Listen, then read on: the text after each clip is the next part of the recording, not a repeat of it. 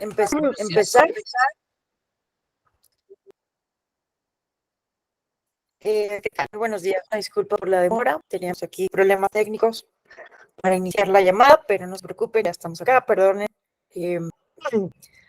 el tiempo perdido. Vamos a iniciar. Muy buenos días. Mi nombre es Alejandra Tello. Soy profesora investigadora de la Escuela Judicial Electoral. Es para mí un placer enorme, un gusto estar con ustedes en este módulo del diplomado sobre mecanismos de participación ciudadana. El módulo que vamos a iniciar el día de hoy es el de presupuesto participativo. Me parece, uno de los temas más, bueno, que en lo particular, el presupuesto participativo es uno de mis mecanismos favoritos. Ya les iré contando por qué. Me parece que es una forma, es uno de los mecanismos que pueden tener mayor probabilidad de éxito de convertirse en una política pública que atienda problemas específicos, problemas públicos concretos, ¿no? Me gusta mucho por eso el presupuesto participativo. Entonces, vamos a empezar. Déjenme compartir la presentación que hemos preparado para esta sesión. Un momento.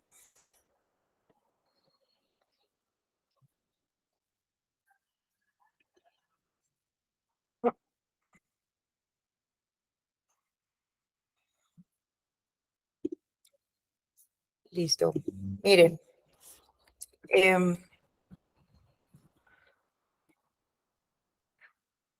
Bueno, ¿qué es el presupuesto participativo?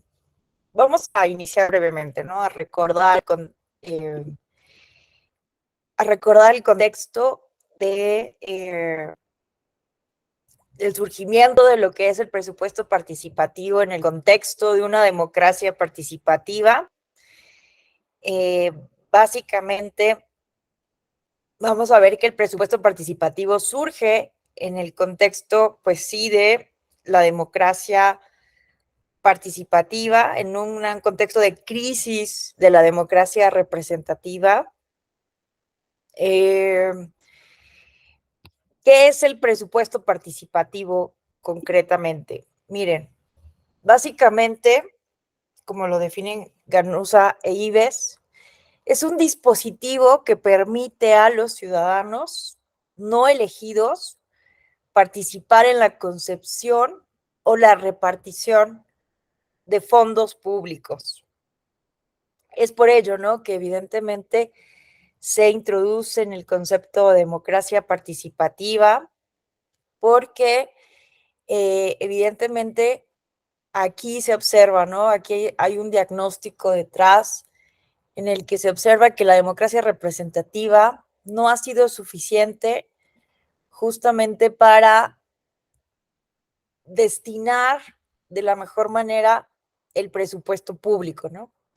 Hay ahí diferentes concepciones en torno a las limitantes, pero justamente lo que me gusta de este mecanismo de participación ciudadana es que tiene una concepción de política pública. Miren cuáles son los puntos centrales que debe de contener justamente un adecuado procedimiento de presupuesto participativo. En primer lugar, debe de existir, ¿no?, una discusión sobre la asignación de recursos públicos.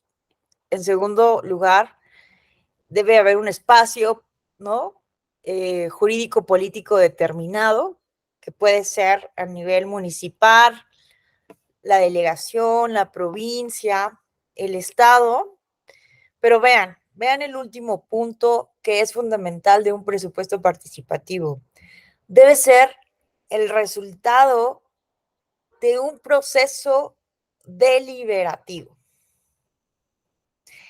Miren, ¿no? Entonces, por eso es que me gusta mucho el presupuesto participativo y además, bueno, el año pasado tuve oportunidad de observar el proceso de presupuesto participativo en la Ciudad de México y honestamente, ¿no? De estudiarlo, de observarlo, de conocer la dinámica, de escuchar a las personas, a los consejos evaluadores. La verdad es que sí, me quedé maravillada de este procedimiento, de los alcances, pero sobre todo del potencial de este mecanismo de participación ciudadana, porque como con, como con lo que pasa con todos los mecanismos en México, en las entidades federativas, hay muy poca participación todavía. La participación es bajísima, entonces me parece que falta muchísima difusión, muchísimo trabajo de socialización de la existencia de este mecanismo y que además, ¿no? Tenga éxito para ganar adepto de la ciudadanía, para que la ciudadanía participe con convicción en este tipo de mecanismos. Sin embargo, la tendencia en los últimos 10 años ha sido a que cada año aumenta la participación, aunque sea mínima, pero va aumentando. Ya con calma estaremos viendo las estadísticas el día de mañana cuando analicemos el caso concreto del presupuesto participativo en la Ciudad de México, pero esa es una buena noticia de que poco a poco hay más participación. Hemos visto un aumento, una tendencia a la alza en la participación ciudadana. Pero vean este elemento, ¿no? Que sea el resultado de un proceso deliberativo. Aquí hay una concepción de política pública basada en la idea de gobernanza democrática, ¿no? ¿Cuál es la diferencia entre una política gubernamental y una política pública? Bueno, desde muchos autores, autoras de análisis de políticas públicas, desde la teoría de la administración pública, la diferencia sustancial es justamente eso, ¿no? En una política gubernamental, básicamente se toman decisiones unilaterales, ¿no? Unilaterales en donde el gobierno toma las decisiones de arriba hacia abajo. Pero en una política pública hay un proceso de diseño, de selección de escenarios, de definición del problema público a resolver. Y en esta definición del problema público, en esta determinación de los escenarios más óptimos para solucionar el problema público, está inmiscuida la ciudadanía. Pero no es cualquier ciudadanía, sino también se piensa en las personas que están siendo afectadas por los problemas públicos que se buscan resolver. Porque no hay mejor persona para opinar sobre cómo el gobierno, las autoridades tendrían que destinar los recursos, plantear las soluciones, que las personas que viven cotidianamente esos problemas que se buscan resolver, ¿no? Es como si nosotros en nuestra familia, ¿no? Quisiéramos resolver algún problema de nuestros hijos, de nuestras hijas, pero sin preguntarles, ¿no? Cuando se toman decisiones unilaterales, pues no hay una comunicación, ni siquiera vamos a saber cuáles son los problemas, ¿no? Que tienen nuestras hijas, nuestros hijos. Entonces, básicamente esa es la lógica, ¿no? Para poder resolver un problema se necesita preguntar. ¿Y por qué ocurre esto? Porque generalmente seguimos sosteniendo el paradigma de la racionalidad absoluta en políticas públicas, el cual se derrumbó básicamente en la teoría de la administración pública, en el análisis de políticas públicas después de la Segunda Guerra Mundial. Antes, ¿no?, de este derrumbe que se llama en la literatura como el eclipse de la razón, imagínense, ¿no? Pues había una apuesta completa a la técnica, a la ciencia, a la racionalidad, a la razón. Y evidentemente, después de ver las catástrofes que hubieron después de la Segunda Guerra Mundial, después de ver justamente las atrocidades de las que somos capaces los seres humanos, esta confianza exacerbada en la técnica, en la ciencia, en la razón, se vino abajo. Al final del día no somos tan racionales como creímos, o también entendimos simplemente que la razón, la técnica, no era el camino filosóficamente mejor hablando, ¿no? No nos llevó a la paz, a una paz democrática, ¿no? Sino lo contrario, que incluso hubo una violación a los derechos humanos y crímenes de lesa humanidad, ¿no? Entonces, viene en teoría de la administración pública un eclipse de la razón y entendimos evidentemente que el paradigma hoy el paradigma de la gobernanza, el paradigma de las políticas públicas a partir de entonces, porque además había un paradigma de separación, ¿no?, entre la administración y la política, inaugurado evidentemente por Woodrow Wilson, ¿verdad? El padre de la teoría de la administración, expresidente, ¿verdad? Bueno, fue presidente de Estados Unidos, y básicamente él sostenía, ¿no?, que debía separarse la administración de la política. Fue como el paradigma ortodoxo en la teoría de la administración, pero evidentemente después también, en el contexto de este declive de la razón, también se entiende que es imposible separar política y administración. También eso nos dice Hannah Arendt, que es muy peligroso este prejuicio que tenemos hacia la política, como si la política hemos pensado todos estos años, estas décadas, estos siglos, que la política es la culpable de todos los males. No, es que no politicen, ¿no? Tenemos estas expresiones. No, que la decisión sea completamente técnica, que no sea política, pero detrás de este tipo de expresiones que parecen muy razonables, que parecen estar justificadas en la experiencia histórica de la forma en cómo los políticos tradicionales manejan las situaciones, la gobernabilidad de los diferentes países, parece una expresión razonable, pero lo cierto es que justamente la razón, los sueños de la razón producen monstruos, ¿no? Entonces, la política, incluso nos dice Hannah Arendt, ¿no?, que la política, y recomiendo mucho leer este libro, La promesa de la política, o este otro de Bernard Crick, En defensa de la política, justamente proponen una reivindicación de la política sobre una concepción diferente de la política.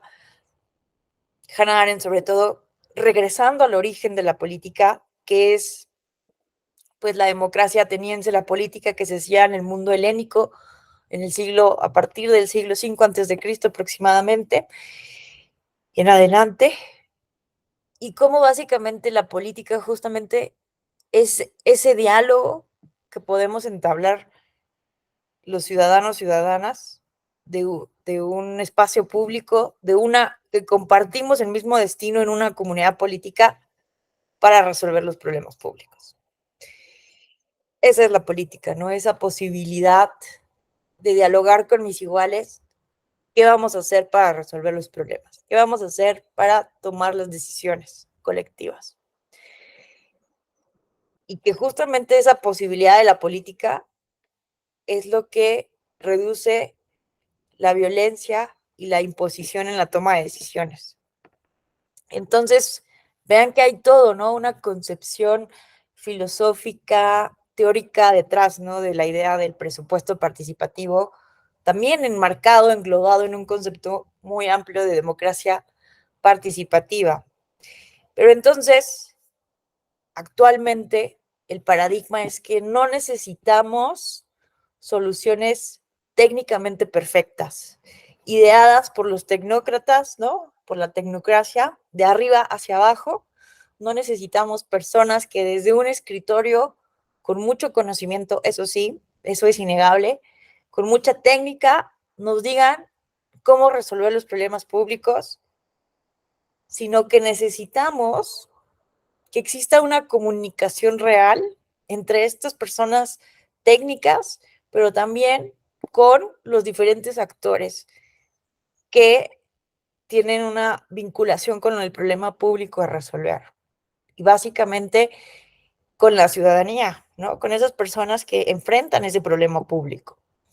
Porque no necesitamos imposición de soluciones técnicamente perfectas, sino necesitamos soluciones en la que creamos todas las personas que estamos siendo afectadas por ese problema público. Necesitamos no decisiones perfectas, sino decisiones consensadas, decisiones que tengan legitimidad democrática.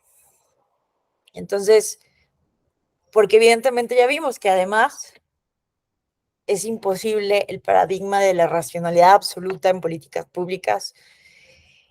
El ser humano tiene capacidades racionales limitadas, entonces no es posible, ¿no? Simplemente determinar, como si fuera con un algoritmo, cuál es la solución perfecta, innegablemente, a un problema público. Entonces, muchas veces a lo mejor no tenemos la solución más eficiente en términos de racionalidad económica, pero sí tenemos la solución, el problema más eficaz en términos justamente de la aceptación ciudadana a esa solución. En fin, entonces, básicamente, por eso es tan relevante, ¿no? En esta definición de presupuesto participativo, el punto C, que el resultado de la asignación de los recursos públicos en un espacio jurídico político como el municipio, la delegación, la provincia o el estado sea el resultado justamente de un proceso deliberativo, ¿no? Bueno, ¿cuál es el origen del presupuesto participativo? Nace en Brasil, en la ciudad de Porto Alegre, que es la capital de Río Grande de Brasil.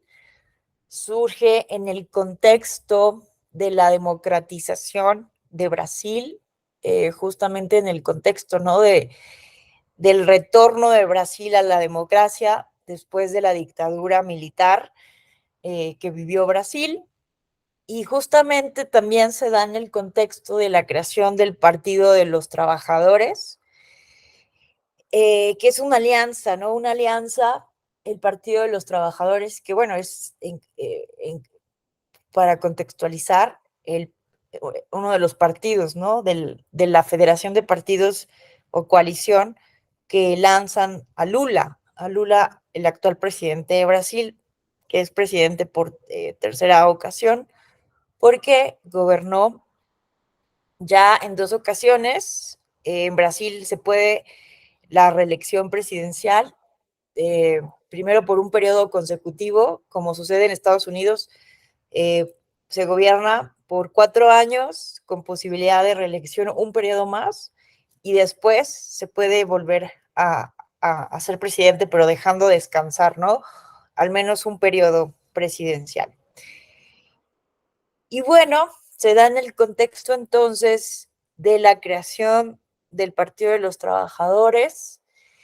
En 1989, durante la administración de Olívio Dutra, emanado de la Alianza del Frente Popular, formada por el Partido de los Trabajadores y el Partido Comunista de Brasil, se presenta el presupuesto participativo como un instrumento para la asignación de prioridades en asuntos vecinales.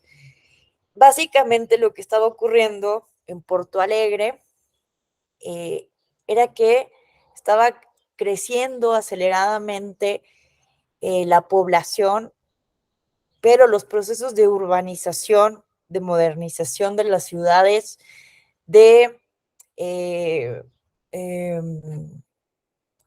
pues sí, de la infraestructura para garantizar servicios públicos básicos como agua, como electricidad, como alcantarillado, estaba en rezago, ¿no? Entonces había una demanda muy importante de eficiencia y eficacia en la administración de los servicios públicos de una ciudad que estaba creciendo aceleradamente. Y en ese contexto, evidentemente, no es que se presenta el proyecto del presupuesto participativo justamente para involucrar a la ciudadanía en los asuntos vecinales. Posteriormente se va haciendo mucho más grande y consolidado este proyecto en Brasil. Y vean nada más también cómo esta herramienta logró motivar muchísimo la participación ciudadana. Vean esto, ¿no? La herramienta logró que el número de ciudadanos involucrados pasara de 976 en 1990 a 28.907 en 2002, ¿no? Convirtiéndose en la principal forma de negociación de recursos. Entonces, básicamente, cómo funciona, empezó a funcionar el presupuesto participativo en Brasil, tenía dos etapas. Una primera etapa, justamente, ¿no? Donde los líderes vecinales, la ciudadanía, determinaba como las prioridades a las cuales tendría que dirigirse el presupuesto público, y en una segunda etapa se aprobaba la ley de presupuesto a nivel de la ciudad, ¿no? Básicamente ese es el origen. Y empezamos a ver después, ¿no? También la existencia de mecanismos de presupuesto participativo en varios lugares del mundo. En Perú también empezó a presentarse ejercicios de presupuesto participativo, pero algo curioso, ¿no? En el caso de Perú, es que reveló la desconfianza del gobierno en la ciudadanía, porque pues empezó a crearse como un proceso sumamente técnico que terminó justamente por desincentivar la participación ciudadana, ¿no? Entonces, bueno, esto lo pueden ustedes consultar, esto es un texto, aquí pongo el link, ¿no? Toda esta descripción del origen, de los primeros lugares en donde surge el presupuesto participativo, justamente está basado en esta lectura de Alfonso Ayala Sánchez y José Ramón Hernández Polanco, que estudian los presupuestos participativos en estos lugares. Entonces, recomiendo hacer esta lectura. Y bueno, nos refiere el autor en síntesis, ¿no? Que en América Latina, ¿no? Sobre todo sobresalen casos de Perú, de Bolivia. Bolivia empezó a formarse comités ciudadanos justamente también para tomar decisiones en la presupuestación. En Denver, Colorado, en Estados Unidos, fue de los primeros ejercicios en línea que se pedía la opinión. Básicamente en Denver funcionaba simplemente como una recolección de la opinión de los ciudadanos pero esto no implicaba necesariamente, ¿no?, que se tomara en cuenta por parte de las autoridades para establecer el presupuesto público.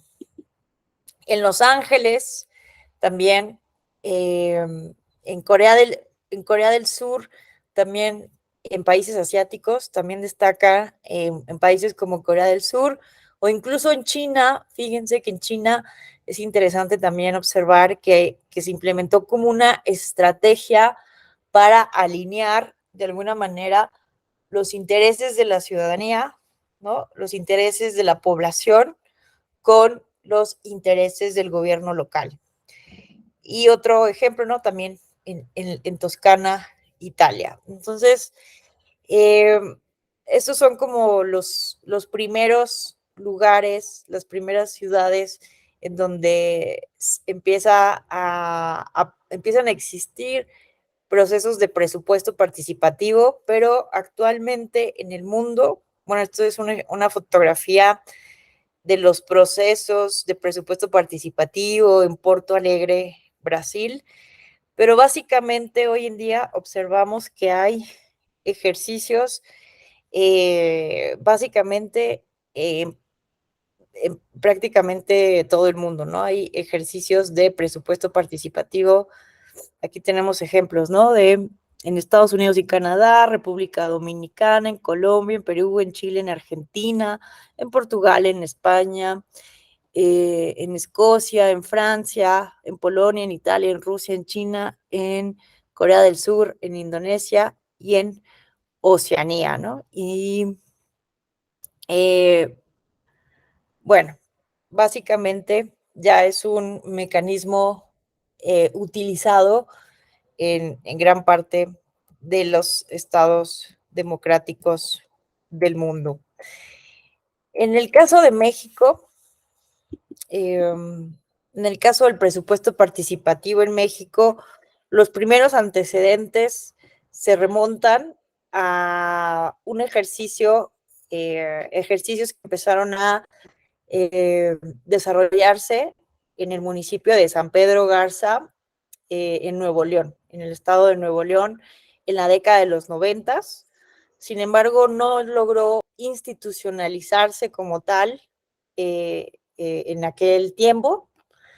Sobre todo, bueno, también vimos ejercicios previos, también no institucionalizados todavía de manera completa, en la delegación Cuauhtémoc en el año 2001, en Tlalpan entre 2001 y 2003, y en la Miguel Hidalgo de 2001 a 2005, pero básicamente, ¿no?, por, digámoslo, iniciativa, ¿no?, proactiva, digámoslo, de los alcaldes, ¿no?, los jefes delegacionales, como antes se les denominaba en el Distrito Federal.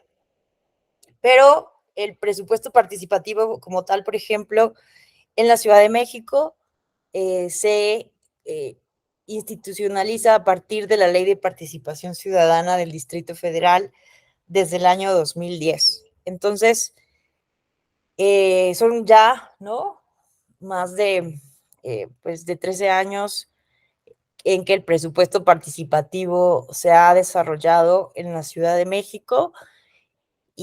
Pero no es la única entidad del país en donde se encuentra actualmente hoy ya institucionalizado el presupuesto participativo. Vean ustedes, ¿no?, que hay diferentes entidades. Bueno, aquí pueden ver ustedes los diferentes mecanismos de participación ciudadana, aunque ojo, porque esta tabla está actualizada hasta 2021. Entonces, sí se requiere una actualización, una revisión, porque han habido reformas a las leyes de participación ciudadana en algunas entidades federativas.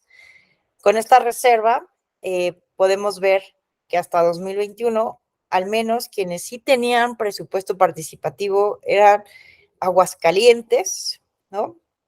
Aquí podemos ir viendo en pantalla los mecanismos. Vean que Baja California Sur tiene como tal presupuesto participativo, pero vean la gran cantidad, ¿no?, de mecanismos de participación ciudadana que algunos, ¿no? Algunos mecanismos de participación ciudadana a lo mejor no están definidos centralmente o basados a partir de la presupuestación como tal, pero los procesos implican indirectamente, ¿no? Un involucramiento de la población y de la ciudadanía en la designación, asignación de los recursos. En Campeche no había una ley de participación ciudadana hasta el momento de elaboración de esta tabla, de este estudio, ¿no? De revisión. Necesitamos, prometo, actualizarla. En el estado de Chiapas tampoco cuentan con presupuesto participativo, pero es también relevante, ¿no? Ver que hay consultas ciudadanas, audiencias públicas, consulta popular. En Chihuahua tampoco observamos. En la Ciudad de México, bueno, en la Ciudad de México ya vimos que desde la década de los 90, en Coahuila tampoco, en Colima hay, vean ustedes, ¿no? El presupuesto participativo convive con otros mecanismos como la iniciativa popular, el plebiscito, el referéndum. En Guerrero, fíjense, también es relevante la gran cantidad de mecanismos de participación ciudadana. Se encuentra un mecanismo que se llama colaboración ciudadana, recorridos del presidente municipal, asamblea ciudadana, comité ciudadano, consejo ciudadano, aunque no hay como tal, ¿no? Justamente algo que se refiere en el Estado de México, no hay ley de participación ciudadana. Si hay alguien aquí del Estado de México que tenga una información diferente, agradeceríamos justamente esta actualización, pero sí llama la atención, ¿no? Que la entidad federativa con el mayor número de ciudadanas y ciudadanos del país es la entidad con el mayor padrón electoral de todo el país y no cuenta con una ley de participación ciudadana. Eso no significa que no existen mecanismos de participación ciudadana. Algunos pueden estar incluidos, concebidos desde la ley orgánica municipal o también se han implementado mecanismos de manera proactiva por los alcaldes de algunos municipios, ¿no? Destaca, por ejemplo, el caso de Metepec. Metepec ha ganado el premio de del Cabildo Abierto, el premio en ser uno de los municipios más proactivos, transparentes. Y es muy interesante el caso de Metepec porque tiene básicamente todos sus servicios administrativos municipales digitalizados, ¿no? Entonces, hay, por ejemplo, casos como el de Metepec, ¿no? Que resaltan a nivel incluso nacional y que han ganado premios incluso y observancia internacional, pero pues sí llama la atención, ¿no? Que siendo el estado con el mayor número de ciudadanos y ciudadanas del país, no tenga hoy por hoy una ley de participación ciudadana. Michoacán, Michoacán tiene presupuesto participativo, entonces Aguascalientes, Colima, Michoacán, y Nuevo León, miren, en Nuevo León hay también presupuesto participativo. Miren cómo Oaxaca contempla el cabildo en sesión abierta, que bueno, también eso es algo que también hay que tener reservas, ¿no? Porque una cosa es que esté en la ley y otra cosa que se realice efectivamente en la realidad.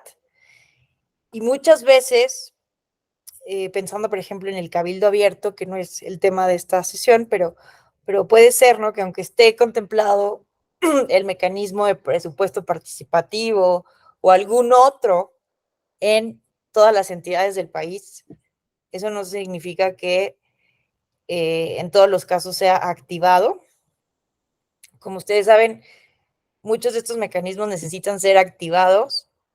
Cuando están bien diseñados, los mecanismos de democracia participativa tendrían que funcionar de abajo hacia arriba. Eso es muy poco común que suceda automáticamente y de la noche a la mañana. Y generalmente los mecanismos están mal diseñados, activándose de arriba hacia abajo. Entonces, en algunas entidades federativas, la regulación mandata a que esto se realice el presupuesto participativo año con año, ¿no? O con una temporalidad específica. Pero muchas veces o no se realiza y no hay como un control de esto, o se hacen ejercicios de simulación para decir que se cumplió con el presupuesto participativo, ¿no? O con las sesiones de audiencia pública o de cabildo abierto, los consejos consultivos. Me han dado testimonios de varias entidades federativas.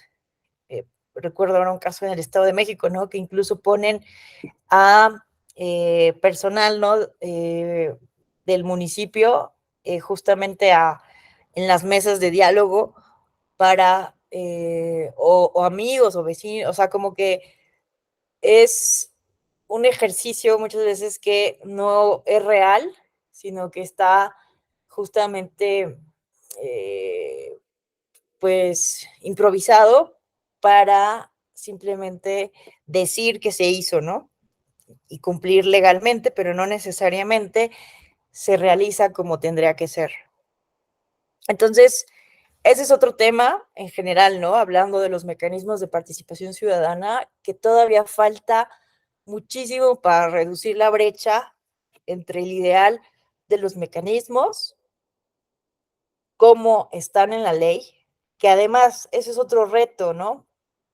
Revisar que estén bien diseñados desde la ley, porque muchas veces los problemas vienen desde su regulación, desde su concepción en la legislación, que siempre hay muchas áreas de oportunidad en ese sentido.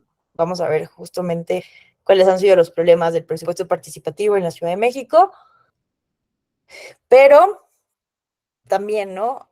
Hay esta brecha entre lo que sucede en la realidad y lo que mandata la legislación.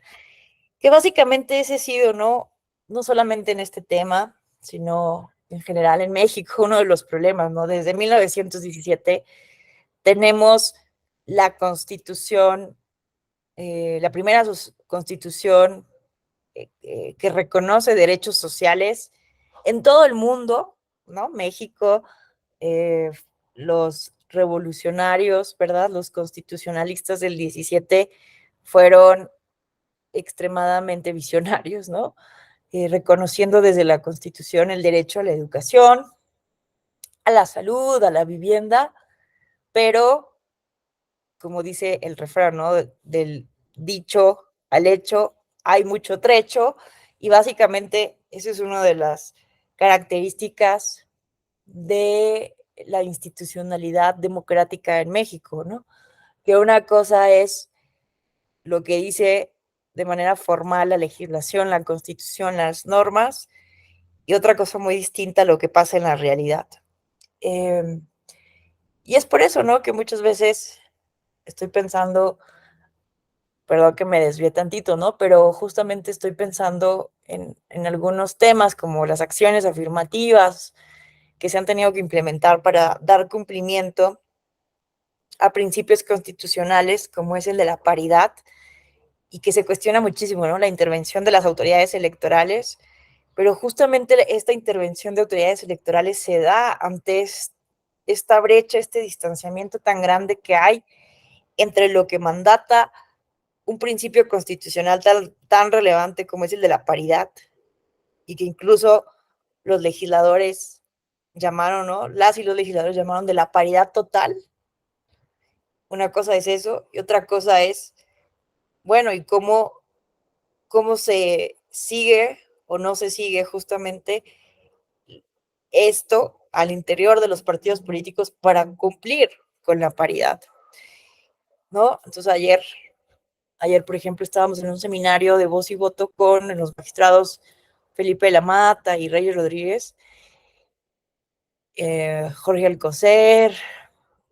Estuvo muy interesante, el exministro de la Suprema Corte, Franco, en fin. Y justamente eso hablábamos, ¿no? Estábamos hablando de los límites de la justicia electoral. También estuvieron diputados Moreira y el senador Demián Cepeda. Fue muy interesante escucharles, ¿no? Porque obviamente desde el legislativo se tiene una concepción, ¿no? Y desde las autoridades jurisdiccionales, obviamente se tiene otra concepción, pero básicamente la reflexión es que hay principios constitucionales que no están siendo regulados de manera adecuada por el legislativo, y es ahí, ¿no?, que ante esos vacíos, pues se tiene que interpretar la Constitución para hacer cumplimiento de esos principios y tutelar derechos humanos. En fin, entonces eso también ocurre, ¿no? Es un ejemplo, pero esto también ocurre a nivel, evidentemente, de los mecanismos de participación ciudadana, que pues hay una distancia enorme entre el mecanismo como tal diseñado en la ley y también como sucede en la práctica. Aunque eso por un lado, pero por otro lado también, ¿no? Básicamente también al ser diseñados desde el realismo jurídico, ¿no? Desde la sociología política, al ser diseñado muchas veces desde el poder estos mecanismos, que después vamos a hablar, ¿no?, del Parlamento abierto, cómo tendría también, ¿no?, que involucrarse a la ciudadanía, incluso en la elaboración de las leyes, pero como se hacen básicamente estos mecanismos de arriba hacia abajo, también están diseñados de cierta manera para no dar excesivamente poder, ¿no?, a la ciudadanía, y evidentemente para cumplir con ciertos objetivos de reiteración del poder político, ¿no? Entonces también desde un análisis politológico lo podemos observar así. Pensemos simplemente, ¿no?, los ejemplos a nivel federal más claros que hemos tenido, la consulta popular y el proceso de revocación de mandato, ¿no?, que básicamente se activaron de arriba hacia abajo, ¿no?, por una iniciativa del presidente de la República, pero con un propósito específico, ¿no? Pero que justamente tuvimos muchas dificultades para incentivar, ¿no?, que fuera de abajo hacia arriba. Entonces hay todavía muchos problemas que necesitamos trabajar en nuestra democracia, en nuestra incipiente democracia participativa, al menos, ¿no? Eso con los ejemplos a nivel federal. Pero bueno, por eso también eh, vamos a ver cómo funciona específicamente en la Ciudad de México el presupuesto participativo, porque realmente hay muchos casos de éxito que demuestran cómo se pueden hacer bien las cosas a partir de estos mecanismos, que estos mecanismos pueden realmente funcionar y ser efectivos para resolver problemas públicos específicos, promover la participación ciudadana, generar vínculos comunitarios, que a la vez eso genera muchísimos valores en una comunidad, en un vecindario, en una colonia. Entonces, la verdad es que por eso es mi favorito. El presupuesto participativo realmente es mi mecanismo de participación ciudadana favorito, porque se ha materializado realmente de manera espectacular. Bueno, ¿qué más?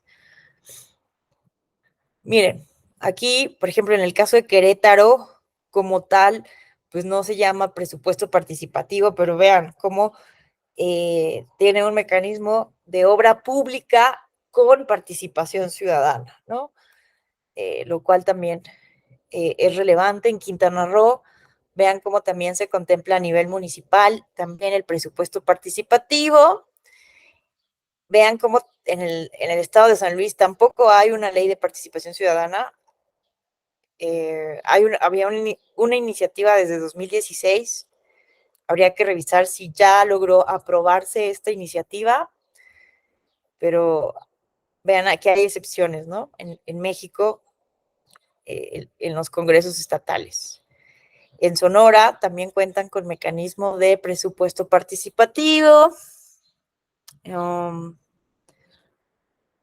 Tamaulipas tiene varios instrumentos. Consulta vecinal, colaboración vecinal, unidades de quejas y denuncias, difusión pública, recorrido de los presidentes municipales, pero como tal no hay presupuesto participativo, en fin. Y llegamos a las últimas entidades federativas donde no hay presupuesto participativo. En fin, vamos ahora a hacer referencia, empezar a hablar, ¿no?, del presupuesto participativo en la Ciudad de México. Vamos a hacer referencia muy general a cómo funciona y ya con el día lunes analizamos con más detenimiento este caso y hablar muy general, ¿no?, de cómo, de lo que sabemos, también de cómo funciona en otras entidades federativas, en donde existe también la figura, pero esto es, digamos, el que tiene el presupuesto participativo de la Ciudad de México, es el que tiene pues más tiempo, ¿no?, mayor consolidación en ese sentido.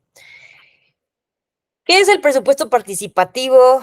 ¿Cómo está concebido justamente en la Ciudad de México? Es básicamente, ¿no?, la intención es involucrar a cualquier persona, porque vean que incluso, ¿no?, evidentemente podrían colaborar en un proyecto de presupuesto participativo, incluso los jóvenes, las niñas y los niños, pero evidentemente los proyectos, ¿no?, son registrados por ciudadanas y ciudadanos. Pero ¿qué tipo de proyectos se pueden registrar?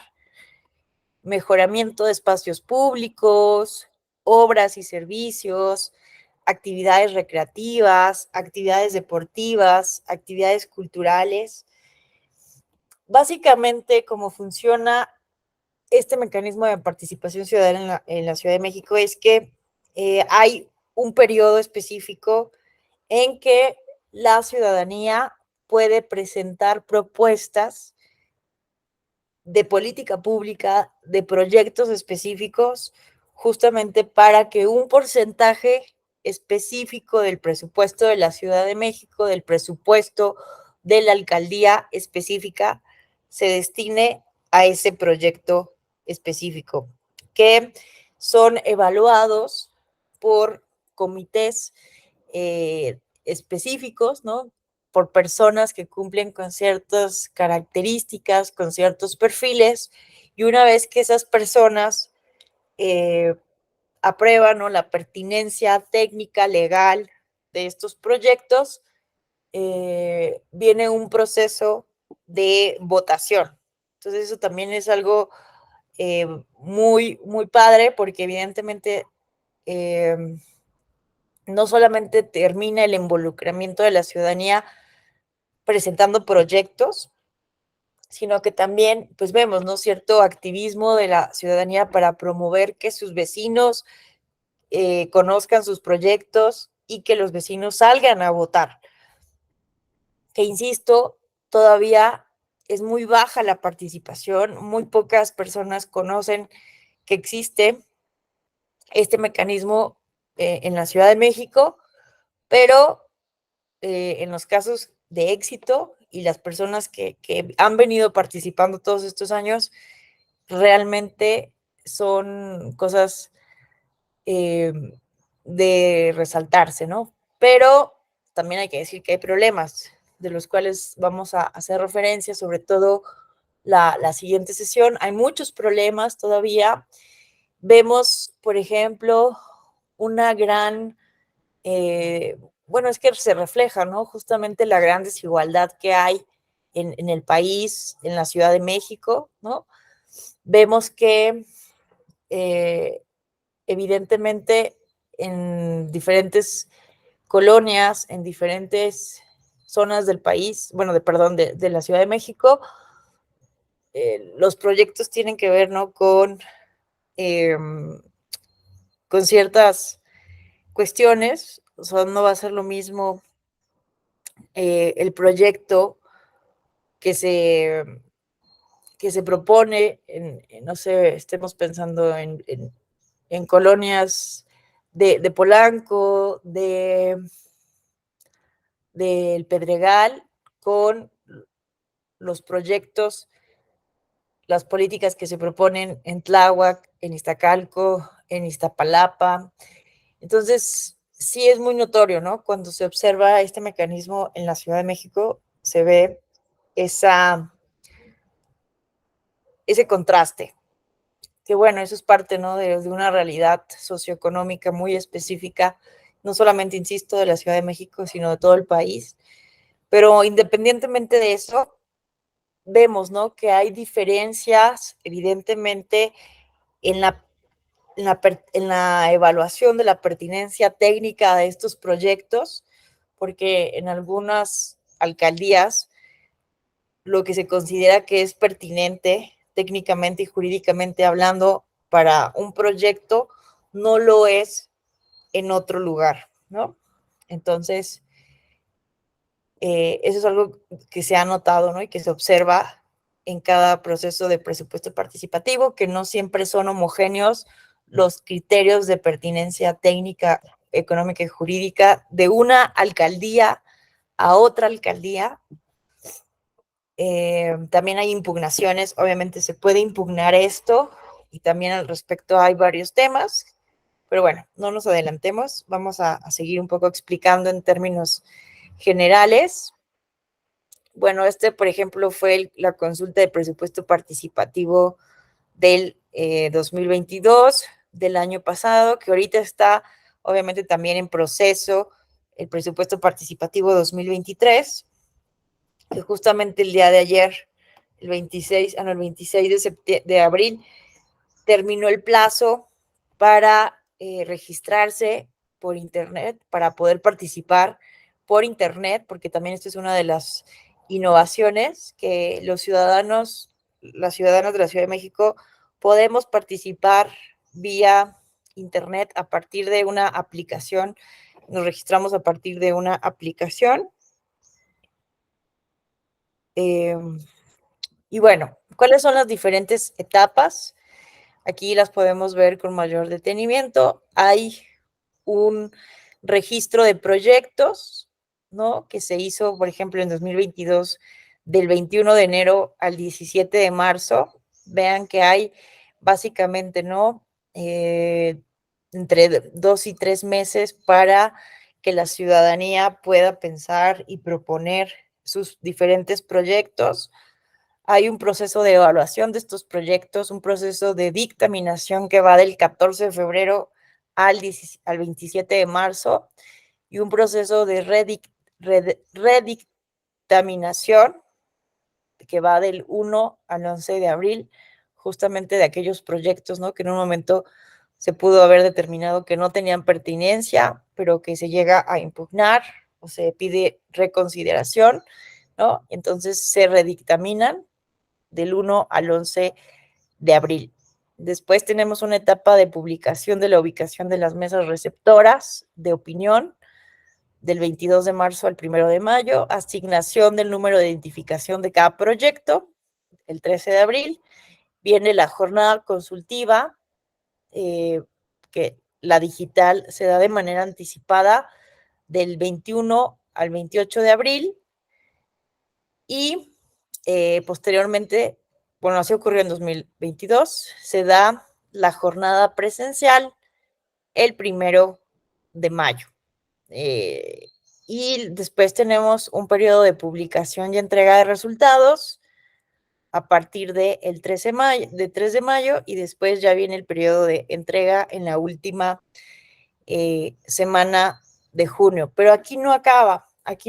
La verdad es que el proceso de presupuesto participativo básicamente es permanente, o sea, no hay un periodo en que se acabe, porque no solamente termina con la votación, evidentemente, de la ciudadanía en los proyectos, ahora viene la implementación justamente de estos proyectos. Entonces, la ciudadanía participa justamente participa en los procesos de diagnóstico y de deliberación. Viene una etapa de atención de casos especiales, información y selección, y un proceso de rendición de cuentas, ¿no? Que justamente empieza a partir del segundo semestre de cada año, ¿no? Un proceso de rendición de cuentas a partir de la implementación del proyecto. Y bueno, los órganos técnicos dictaminadores justamente son personas especialistas provenientes de instituciones académicas, que son las personas que se van a encargar de dictaminar estos proyectos. ¿Cuál es el perfil, los requisitos? Tener formación en carreras afines a los destinos en los que se debe orientar el presupuesto participativo. Hay que presentar, ¿no?, título, cédula profesional o constancia de 100% de créditos.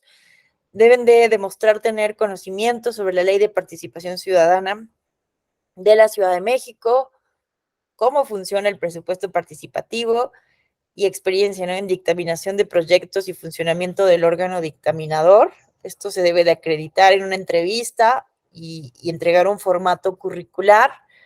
También se evalúa la capacidad y habilidades para trabajar en equipo y manejo de tecnologías de la información y la comunicación.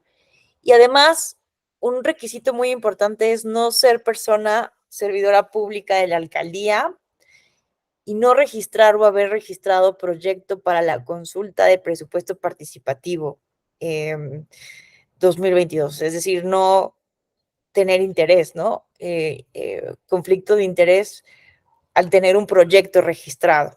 Entonces, bueno, también hay una etapa, ¿no?, de registro de los órganos técnicos dictaminadores, hay un proceso de verificación de los documentos, hay un proceso de entrevista y al final del día se insaculan a estas personas para determinar quiénes forman parte de estos órganos técnicos dictaminadores.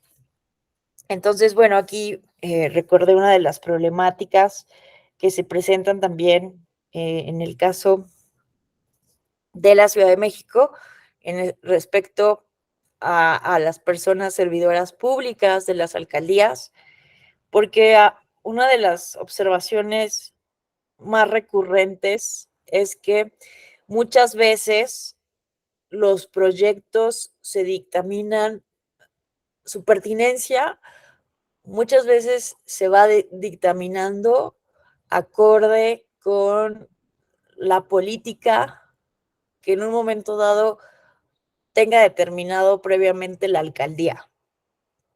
Entonces, hay quienes no manifiestan inconformidades porque los proyectos muchas veces buscan también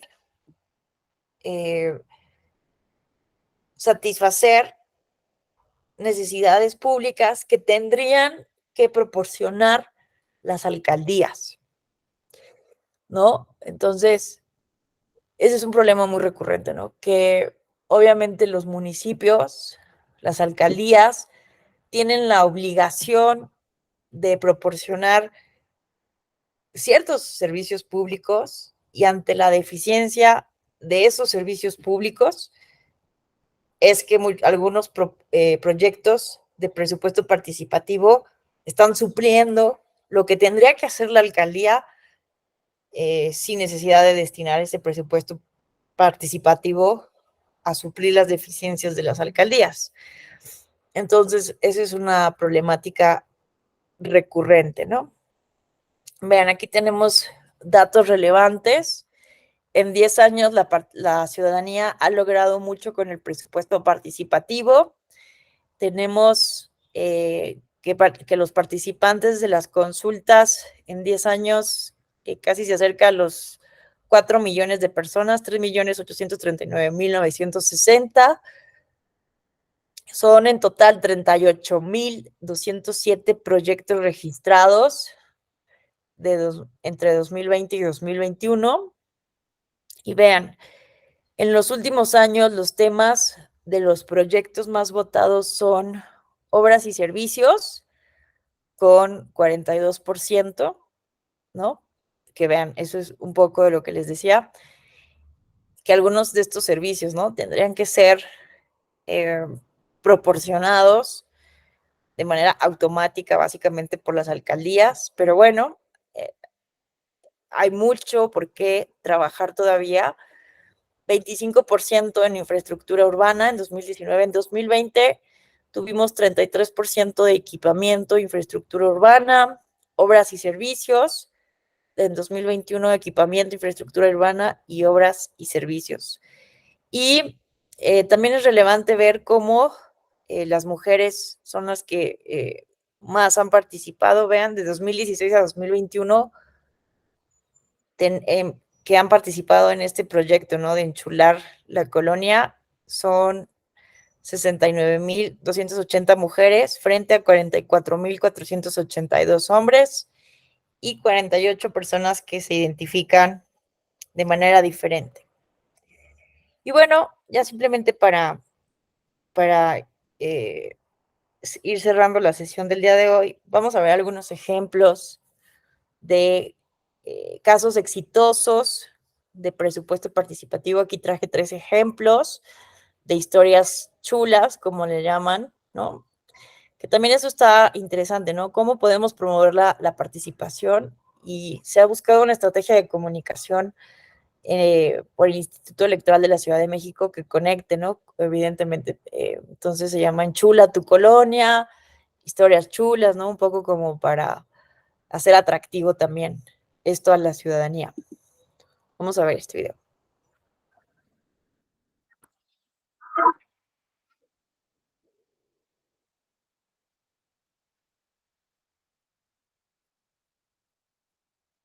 Bueno, una pregunta, ¿se estaba escuchando? ¿Se escuchaban? Sí, va bien. Un momento.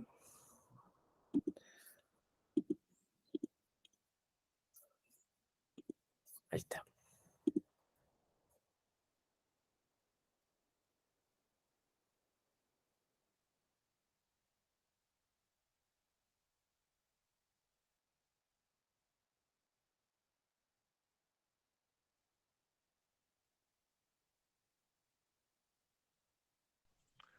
Maestra, ¿no se escucha?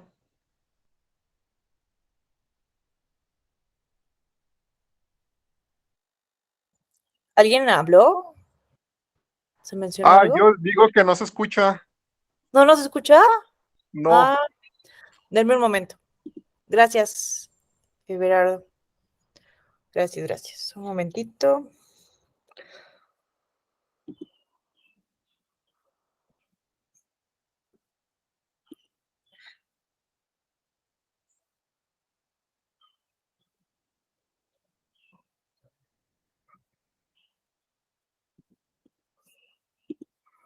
A ver si así. Me avisan si no se escucha, por favor. Para rescatarlo y volverlo un área. ¿Se escuchó? Sí, ahora sí se escucha.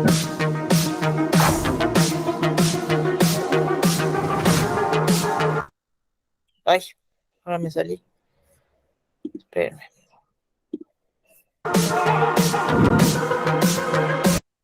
Ay, ¿qué está pasando ahora? Perdón. A ver si así ya.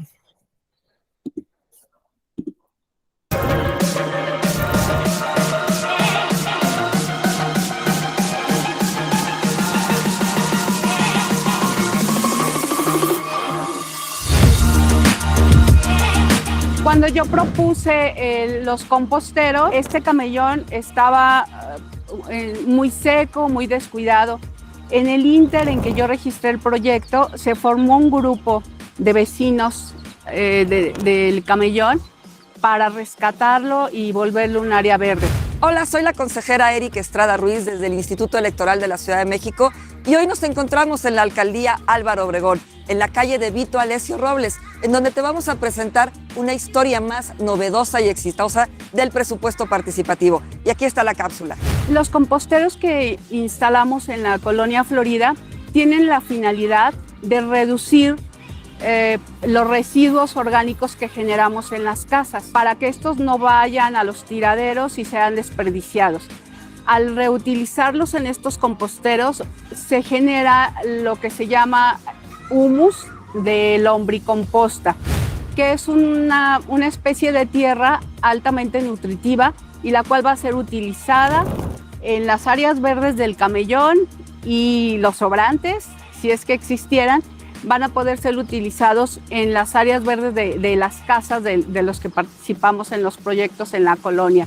Este proyecto nos ha ayudado mucho a los vecinos a unirnos, a conocernos, a participar activamente en beneficio de nuestras áreas verdes, de nuestra colonia y en general de la comunidad. Sí, no, pues me parece excelente todo este proyecto. A mí mi hermana, pues bueno, fue como la que organizó todo esto desde hace como 2 meses y ahorita ya toda mi familia y yo estamos involucrados. Ha sido muy padre poder contactar a mis vecinos que no conocía, pedirles que me den sus residuos y dejarlos en el compostero.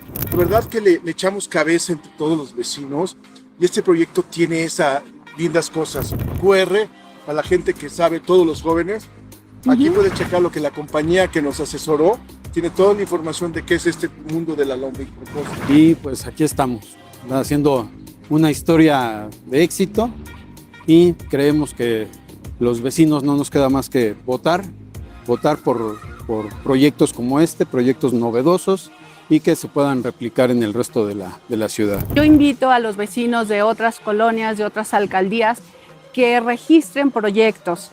Es como ver hecho realidad tu sueño, algo que solo imaginaste que podía mejorar tu colonia. Yo estoy feliz de ver las composteras y de ver todo el apoyo que recibí de los vecinos. Anímense, registren sus proyectos y hagan realidad sus sueños para enchular sus colonias. Pues ahora tuvimos la oportunidad de conocer un proyecto más de presupuesto participativo, un proyecto novedoso que sirve para que puedas aprovechar los residuos que generas en tu casa y con ello, con los lombricomposteros, generar condiciones de vida, fertilizantes naturales que te van a ayudar a recuperar tus áreas verdes. Recuerda que del 8 al 19 de abril puedes registrarte de manera electrónica para tener un preregistro y poder después votar de esta manera. Y también puedes votar de manera presencial el 1 de mayo. Participa y enchula tu colonia. ¿Qué tal, no? Vamos a ver otros y ahorita los comentamos. Vamos a ver este. Hola, soy Nayeli Martínez Salazar, tengo 22 años y soy de la colonia San Miguel Topilejo, Tlalpan. Mi proyecto se llama Urbanizarte y mezcla pues el arte urbano a través de la inclusión de jóvenes. También nosotros conocemos este proyecto como Topilejo Incluyente, porque incluye también a la juventud a través de arte y la recuperación visual de pues, nuestras calles. Urbanizarte también incluye al colectivo Maoistic, que es el que se ha encargado de hacer estos murales en fachadas que nos prestan los vecinos, pues que están en contra de este arte que no nos deja nada más que vandalismo, vaya. La historia de Urbanizarte comienza con este mural, ya que tiene en existencia de aproximadamente 6-7 años y se ha mantenido intacto. Es una forma de arte y es una forma de mantener la imagen urbana de San Miguel Topilejo, no solo incluyendo el arte urbano, sino también manteniendo la imagen visual de nuestra comunidad.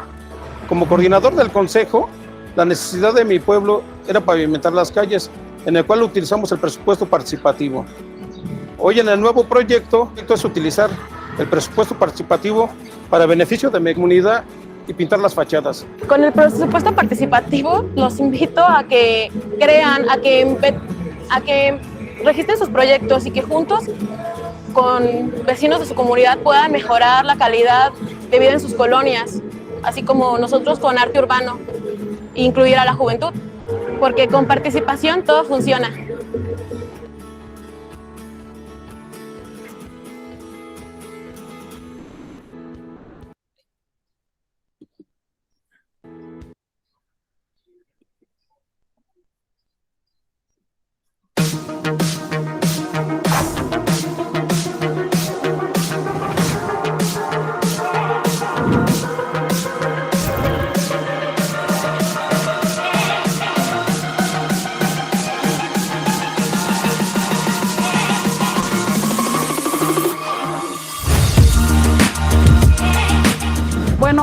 un espacio el cual estaba abandonado totalmente, en donde solo era de tierra, pasto seco, en donde venían a tirar cascajo. Entonces fue por eso que surgió la idea de recuperar este espacio y aprovechar los proyectos que nos están dando. El día de hoy estamos en la colonia Pensador Mexicano 2 de la alcaldía de Venustiano Carranza. Estamos con la coordinadora del distrito 11, Inés Guadalupe Hernández, y venimos a ver otra historia de éxito del presupuesto participativo, donde platicaremos con una vecina de la colonia que tuvo mucha participación en la realización del proyecto que estamos por mostrarles, y pues se sigan enchulando las colonias de esta Ciudad de México. En ese espacio se metieron la reparación de esta cancha de fútbol rápido para los niños, para los jóvenes.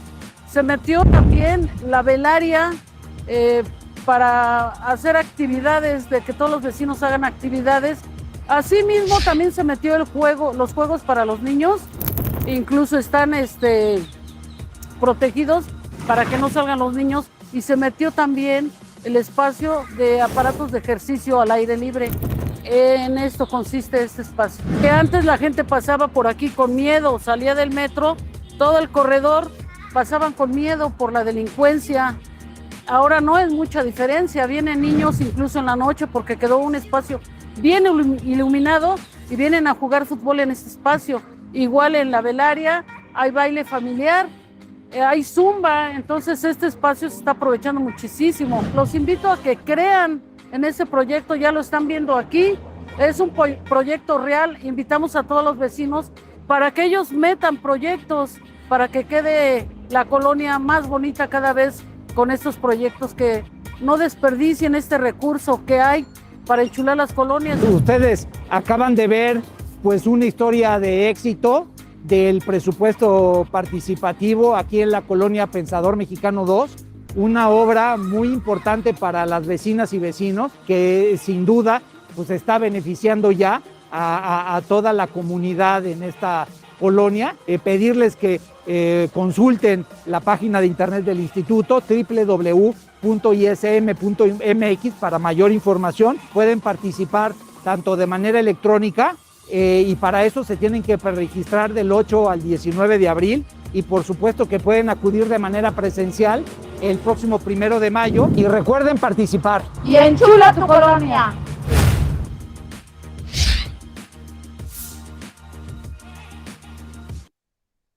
Bueno, esos son 3 casos que quise traer aquí de ejemplo. Te escuchamos, Leonardo.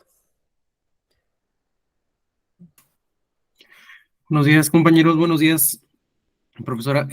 Yo tengo unas dudas sobre lo que es la ejecución a largo plazo de estos proyectos, porque los 3 proyectos que nos muestra tienen naturaleza muy distinta. Unas son de obra pública, otras son directamente de inclusión, también de espacio público, en el caso de los grafitis o del arte público, y el otro es el de la lombricomposta.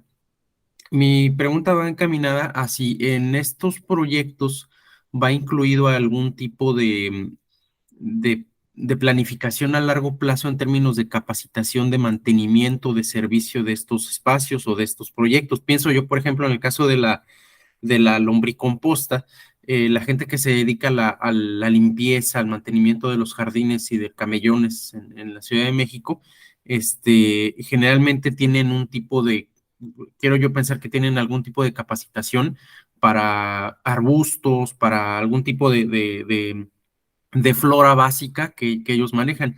Cuando se incluyen este tipo de proyectos, ¿se contempla dentro de los objetivos o los lineamientos algún tipo de capacitación al personal? Porque pues obviamente son proyectos que están pensados para que perduren, ¿no? Eso por poner un ejemplo. En el otro caso, el de obra pública, el de este parque, bueno, esta cancha de fútbol rápido, que es muy benéfico en lugares en donde hay marginación, crear este tipo de espacios, pero si estos entran también dentro de un catálogo de inmuebles públicos en el que la alcaldía se tiene que hacer responsable de su mantenimiento. Pienso yo, por ejemplo, en algún tipo de luminaria sostenible con celdas solares. Muchas veces el personal de mantenimiento yo quiero pensar que a estas alturas del avance tecnológico ya tendrán algún tipo de capacitación, pero pudieran presentarse algunos rezagos en el mantenimiento de este tipo de tecnologías. Es nada más la duda que me surge, si hay una planificación a largo plazo para el sostenimiento de estos proyectos materiales. Muy buena pregunta, estimado Leonardo. Eso ha sido como una de las cuestiones, ¿no?, que también preocupan al respecto, que básicamente la planificación de estos proyectos es anual, ¿no? Es anual. Y entonces, de entrada, muchos proyectos que pueden ser buenos, pero que implican una planificación más larga o de más largo plazo, pues se ven cortados, ¿no? Entonces, eso por un lado. Por un lado se dice, ¿no?, que muchas veces el hecho de que tengan que ser aplicados en un mismo año presupuestal y ejecutados en un mismo año presupuestal, pues puede limitar también los alcances. Y por otro lado, también eso, ¿no?, que no hay evidentemente más que por, bueno, la legislación sí contempla, ¿no?, que exista un proceso continuo y permanente de rendición de cuentas, y que evidentemente la alcaldía tiene una responsabilidad, ¿no?, de dar este mantenimiento a la infraestructura que ya forma parte, obviamente, de la alcaldía, pero creo que hay que revisar a detalle, ¿no? Porque como les decía, una cosa es ahorita estos videos que muestran casos de éxito, pero hay que ir a observar si efectivamente en las alcaldías se les está dando continuidad a largo plazo. Ahorita, te soy honesta, desconozco si hay algún estudio, desconozco si hay algún informe, ¿no?, que nos dé cuenta de esto, pero sí, los comités técnicos, ¿no?, aprueban la viabilidad del proyecto, pero lo que señala Leonardo es si hay continuidad después, ¿no? En 2, 3 años, ¿qué nos va a garantizar, ¿no? Que, por ejemplo, en el Camellón se siga haciendo la entrega de estos residuos orgánicos y que las personas estén capacitadas. Déjame revisar qué podemos encontrar en estos informes, porque me parece que es muy relevante lo que preguntas. Y no tengo como ahorita información, datos concretos para decirte si esto sí ocurre o no ocurre así, ¿no? Pero creo que es algo muy relevante de preguntarse. El lunes que tengamos la segunda sesión, te doy resultado de mi hallazgo, porque me parece que sí es muy relevante esto que preguntas. Y que insisto, ¿no?,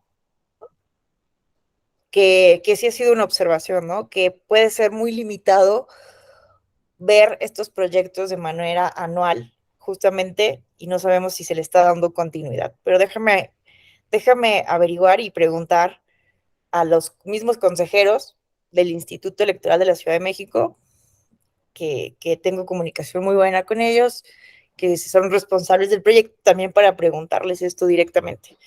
Y les platico qué me dicen el lunes.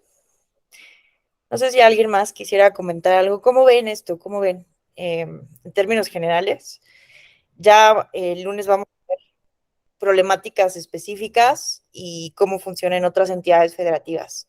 ¿Qué tal, Rubén Martínez? Te escuchamos.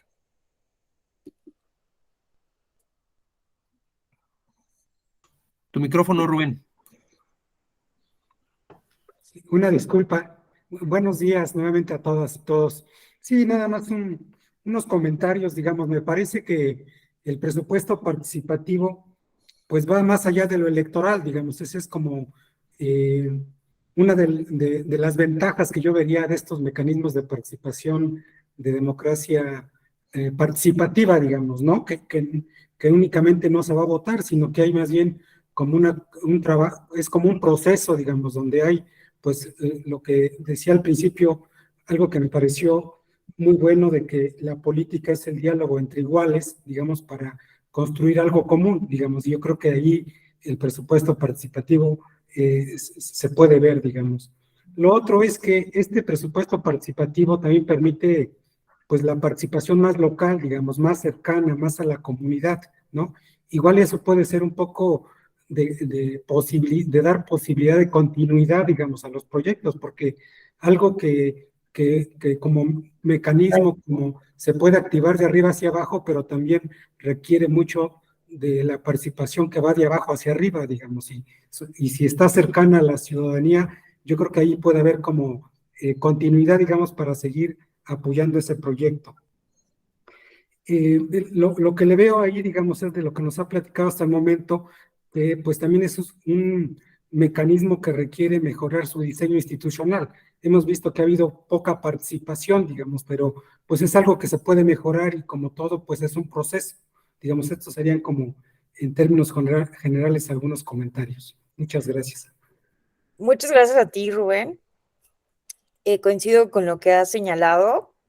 Me parece que, como ustedes lo pueden ver, ¿no? Tiene muchísimo potencial un mecanismo como este y que con 10 años de experiencia, en el caso de la Ciudad de México, ha dado buenos resultados, ¿no? Ha dado materialización de proyectos y son muchas las ventajas, ¿no? Son muchas las ventajas que observamos. Ese involucramiento de la ciudadanía en el ámbito más directo con la política, con el gobierno, con la comunidad, ¿no? Que son tus vecinos de tu propia colonia.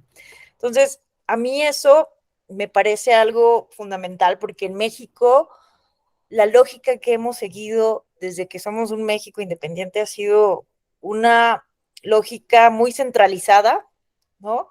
Además, presidencialista, una creencia, ¿no? De que el presidente de la República, desde el Poder Ejecutivo, desde la Administración Pública Federal, va a resolver todos los problemas y vamos a vivir felices y contentos. Y hay un rezago bien grande, ¿no? En términos de la administración municipal. Hay un rezago, una falta de comunicación absoluta, ¿no? Entre la ciudadanía y sus representantes populares. Entonces, por eso me gusta mucho este proyecto, me gusta mucho este mecanismo de participación ciudadana, porque cuando la gente efectivamente participa y efectivamente se involucra, pues se pueden ver mejoras inmediatas, ¿no? Incluso esto de recuperar espacios públicos en donde generalmente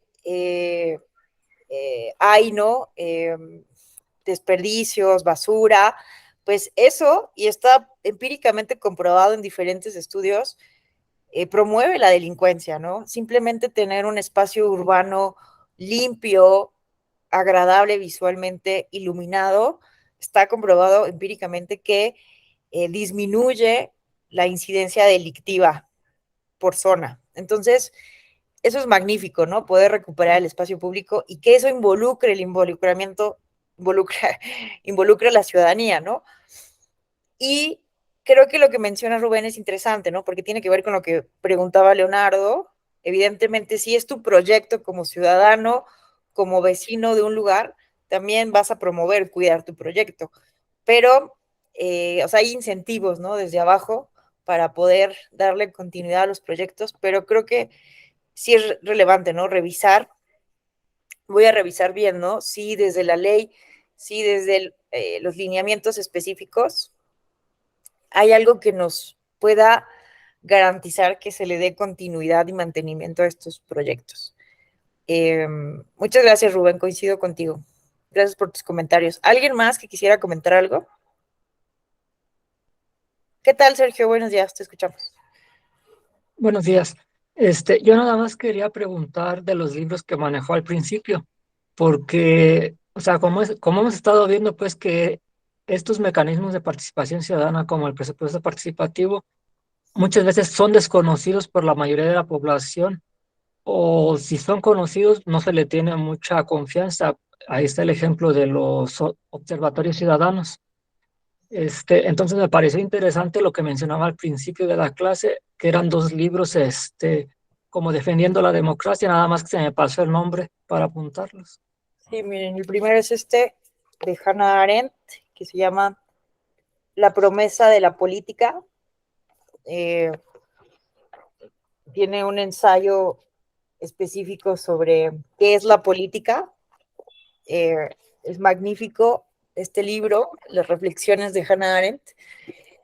Y este es uno de Bernard Crick, En defensa de la política, que de hecho este libro está publicado en colaboración con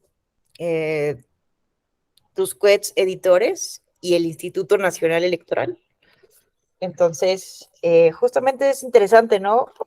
Creo que sí necesitamos, además, ¿no? de garantizar que los mecanismos estén bien diseñados desde la ley, cambiar la concepción, promover una concepción diferente de la política. La política ha sido secuestrada, ¿no? Muchas veces por personas que viven de la política. O sea, Max Weber, este sociólogo político alemán, nos decía, ¿no? Que hay personas que viven de la política y personas que viven para la política.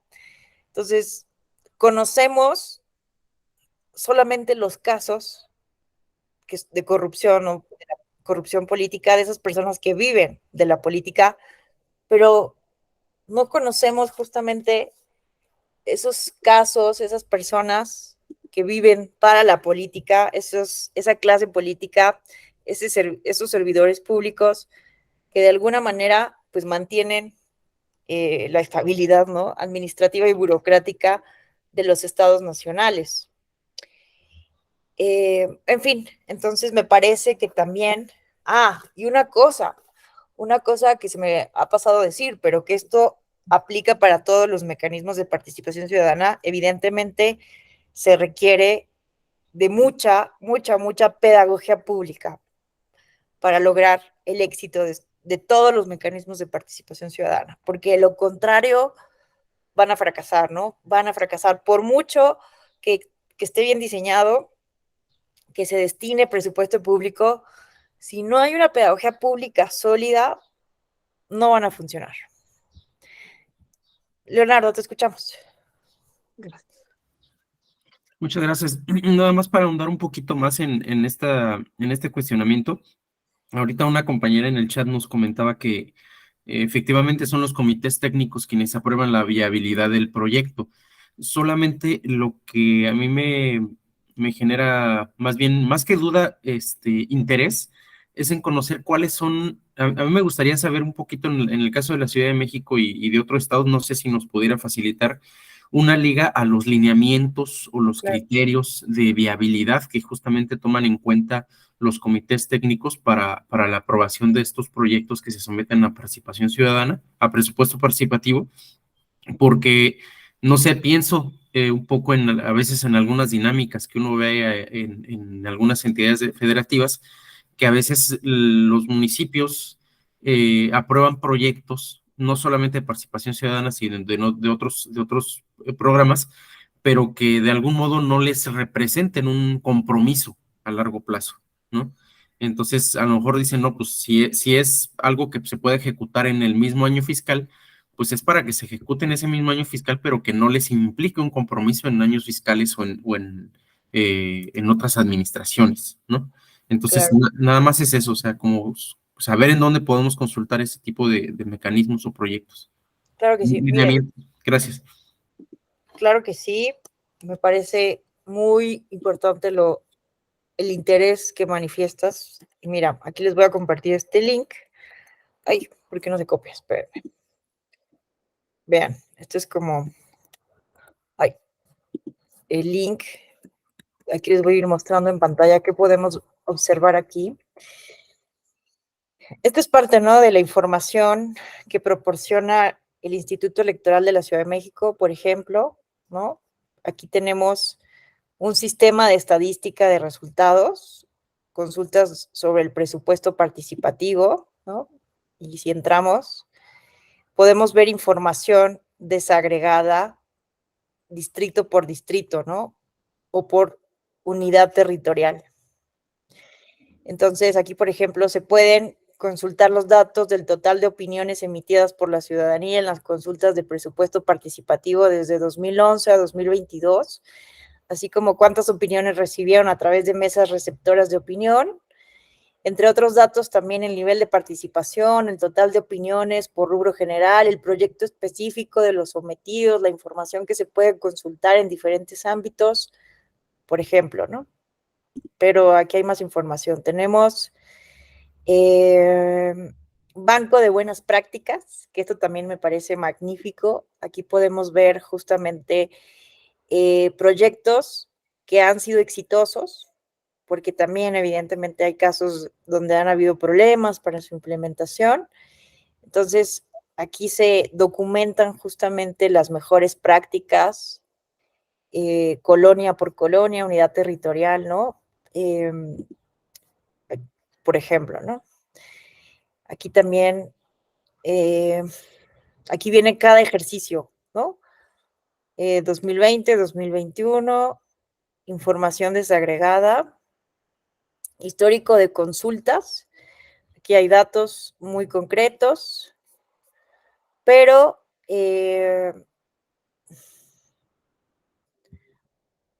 ¿dónde está?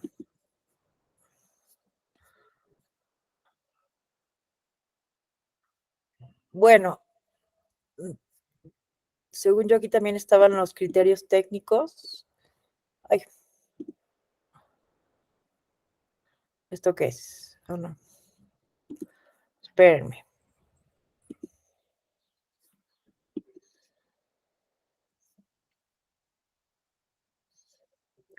Bueno, no veo ahorita los criterios técnicos de los comités técnicos, pero los voy a buscar y se los comparto el lunes. A ver, vamos a ver si, por ejemplo, entrando a un ejercicio específico, se puede ver. No, pero déjenme buscar la información y se los comparto el lunes, ¿de acuerdo? Porque no lo ubico. Sí viene aquí, o sea, está aquí en la página del instituto, porque justamente el año pasado que observé este proceso, aquí se puede consultar todo, ¿no? A ver, aquí está, presupuesto participativos. Ay, no lo ubico, pero esta información se las comparto el lunes. ¿De acuerdo? Lo voy a seguir buscando. Porque no lo...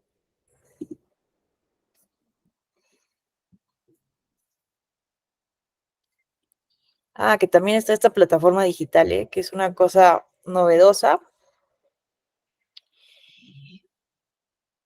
Bueno, esto es algo novedoso que se acaba de implementar. Aquí está. Aquí está la plataforma específica del presupuesto participativo. Registra aquí tu proyecto, proyectos novedosos, sistema de estadística, banco de resultados, repositorio de publicaciones. Ahora vamos a ver si aquí está. No veo. Mecanismos e instrumentos.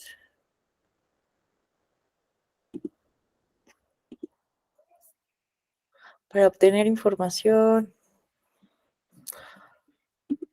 Bueno, no lo identifico ahora, pero prometo. A ver, conoce más. Quiero conocer más. ¿Dónde está?